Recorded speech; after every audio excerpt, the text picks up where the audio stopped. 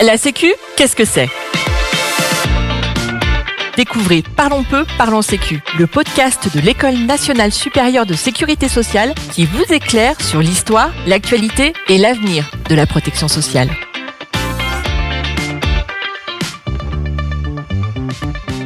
Dans ce nouvel épisode, nous recevons Dominique Libaud, directeur général de l'EN3S et président du Haut Conseil au financement de la protection sociale. Dominique Libaud, bonjour. Bonjour. Aujourd'hui, nous allons essayer de répondre à une question concrète. Les dépenses en protection sociale sont-elles trop importantes ? Alors, dans un premier temps, pouvez-vous déjà nous expliquer de quoi parle-t-on exactement ? Alors effectivement, c'est déjà une vraie question de définir de quoi on parle lorsqu'on parle de dépenses de protection sociale. Alors, je vais reprendre la définition usuelle au niveau international. Le champ des dépenses de protection sociale comprend des dépenses dans 6 domaines différents: santé, vieillesse, famille, emploi, logement, pauvreté, exclusion sociale. Dans ces champs-là, c'est uniquement les dépenses qui ont un certain niveau de solidarité qui s'appellent des dépenses de protection sociale. Par exemple, si chacun dépense pour sa santé individuellement, c'est pas des dépenses de protection sociale. C'est parce qu'il y a une prise en charge collective, soit publique, soit privée, à travers des mutuelles, par exemple, qu'on peut parler dépenses de protection sociale. C'est très important de comprendre ce concept. Et donc, je dis que ce sont des dépenses qui peuvent être publiques ou privées. On verra que très souvent, ensuite, dans les débats publics, on parle des dépenses publiques le plus souvent, alors qu'on peut, dans certains pays, avoir des champs de dépenses privées qui sont importants. Et ça révèle quelque chose de l'organisation sociale de ces pays-là. Et alors, selon vous, la France est-elle championne des dépenses de protection sociale ? Selon les dernières données disponibles, en 2022, la France a consacré 848 milliards d'euros à des dépenses de protection sociale, soit 32,2% de son PIB. Sur ce point, elle est effectivement devant les autres pays du monde.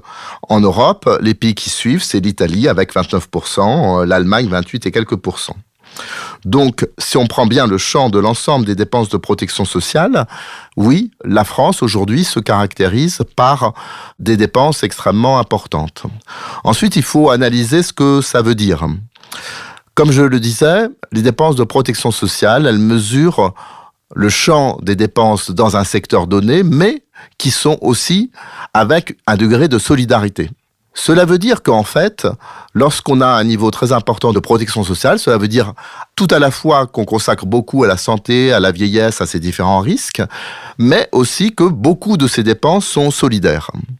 Alors, pour donner un exemple, pour bien me faire comprendre, prenons le cas des États-Unis par rapport à la France. Les États-Unis, quand on compare à la France, ils ont des dépenses de protection sociale nettement plus faibles, et notamment en matière de santé. C'est-à-dire que on a la perception qu'on dépense moins en protection sociale aux États-Unis qu'en France. Oui, mais si on regarde le niveau des dépenses de santé cette fois-ci, tout compris qu'elles soient socialisées avec de la solidarité ou qu'elles soient individuelles, là, les États-Unis dépensent beaucoup plus que la France. Ils dépensent environ 17% du PIB contre 12% en France. Qu'est-ce que ça veut dire ? Ça veut dire qu'en France, on est plus solidaire qu'aux États-Unis, que beaucoup plus de dépenses de santé passent par des dépenses publiques obligatoires solidaires. En France, le reste à charge pour les ménages en matière de santé, il est très faible. Donc, on a plus de dépenses de protection sociale santé, mais on a moins de dépenses santé au total. Et je me permets de dire, quand on regarde les résultats finaux, les États-Unis ont une espérance de vie 6 ans inférieure à celle de la France. 76 ans contre plus de 82 ans en France. Et elle baisse l'espérance de vie aux États-Unis. Donc, au total, aux États-Unis, on dépense beaucoup pour la santé. On fait peu de solidarité, on a des résultats en santé faibles.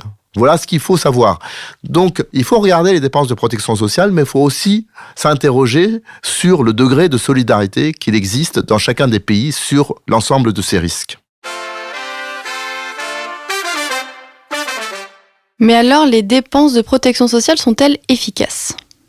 Alors ça, c'est sans doute la bonne question. On peut dépenser beaucoup et ne pas être efficace. On peut dépenser pas beaucoup et être efficace. Donc, c'est sans doute la vraie question. C'est quelle est l'efficacité de ces dépenses de protection sociale. Alors, la deuxième question étant sans doute la justice de ces dépenses de protection sociale. Par exemple, en matière de retraite, la question, c'est est-ce qu'on dépense trop pour les retraités par rapport aux actifs? Et puis aussi, est-ce que c'est bien réparti entre les retraités? Ça, c'est les questions qu'il faut se poser et qui sont dans le débat démocratique pour appréhender la politique en matière des retraites dans un pays. Je rappelle que les retraites, c'est de loin le plus gros poste des dépenses de protection sociale. En France, on dépense par habitant environ 12 550 € par an en dépenses de protection sociale et 5 550 sont pour la vieillesse. Donc, c'est vraiment le premier poste. Le second poste, c'est la maladie, la santé, 4 700 € sur ces 12 550 €. Et là, sur la santé, la question de l'efficacité, eh bien, c'est regarder les résultats en santé. Quels résultats on a par rapport aux dépenses qu'on investit sur ce domaine-là. Et c'est là que les résultats sont souvent ambivalents. Il y a d'un côté l'hypothèse qu'on dépense peut-être pas assez sur certains segments du secteur de la santé, par exemple pour rémunérer correctement certains acteurs du système de santé ou pour davantage de prévention. Et puis aussi, on peut avoir le sentiment que quelquefois on dépense trop sur certains aspects.